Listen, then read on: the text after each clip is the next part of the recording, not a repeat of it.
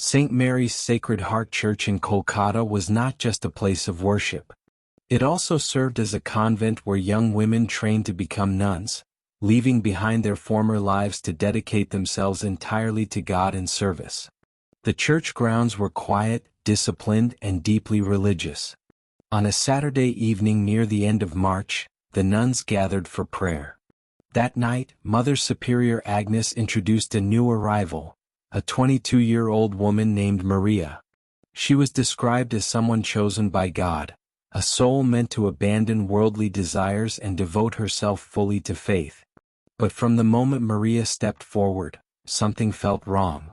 Her face was pale, her eyes empty, and she showed no emotion at all. She avoided eye contact and stood unnaturally still. As soon as the introduction ended, Maria silently walked away to her room without speaking to anyone. Some of the girls whispered among themselves, uneasy about her presence. There was a deep sadness in Maria's eyes, as if she had not come willingly. Still, no one dared question Mother Agnes. The following days only increased the unease. During morning prayers, Maria stood apart from the others, her lips moving as if whispering words that made no sense. One of the girls, Roma, stood close enough to hear her murmuring, and froze. Maria was not speaking in her own voice. The sound that came from her mouth was low, distorted, and unmistakably male. Roma watched her closely after that. One night, long after the convent had gone quiet, curiosity and fear pushed her toward Maria's room. She carefully looked through the window, and immediately regretted it. Maria was sitting on a chair, but her body was twisted at impossible angles. Her arms and legs bent unnaturally, her neck tilted sharply to one side. She looked less like a human being and more like a broken doll forced into place. Suddenly Maria's head snapped toward the window. Roma screamed. Maria's eyes were surrounded by deep black shadows, her pupils swallowed by darkness. Her hair hung wildly over her face, and her teeth were stained black as if burned by coal. Roma collapsed to the ground in terror. Hearing the scream, Mother Agnes and the other nuns rushed outside.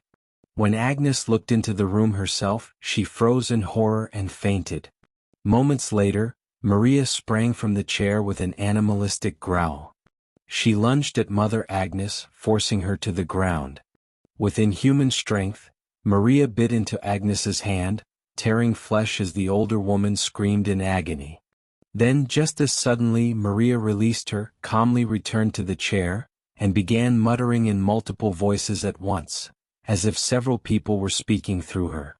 The priests were summoned immediately. Maria was locked inside her room, and the convent fell into complete panic. The priests knew this was no ordinary illness. Father Edmund was called in, a man experienced in exorcisms. Late at night, Maria was bound to a chair, surrounded by candles and crosses as holy water was prepared. As the ritual began, Maria's eyes turned pitch black. She laughed, speaking in different languages, sometimes as a man, sometimes as a child. The candles suddenly extinguished and the floor beneath her cracked. Then, in a chilling moment, Maria screamed and confessed the truth. She never wanted to become a nun. She had once been in love with a young priest named Neil. Their forbidden relationship ended in tragedy when Maria became pregnant. To protect his reputation, Neil arranged for the child to be taken from her during childbirth. The baby was buried in secret behind the church. Maria's grief, guilt, and betrayal broke her spirit.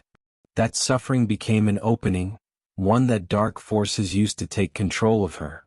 As the exorcism intensified, Maria levitated. Flames erupted as Mother Agnes and Father Neil were lifted into the air, their bodies burning as Maria repeated, "One sin, one punishment." Both of them died before anyone could stop it. Maria collapsed and was rushed to the hospital. She survived, but the damage was permanent. The exorcism was stopped, and the church never spoke of the incident again. Father Edmund later admitted that this was the only exorcism he had ever performed where lives were lost, and one he would never forget. Maria eventually recovered physically, but the nightmares never left her. Neither did they leave Father Edmund. What happened inside those church walls was buried in silence, but the terror remained, proof that some sins do not stay hidden, and some evils never truly leave.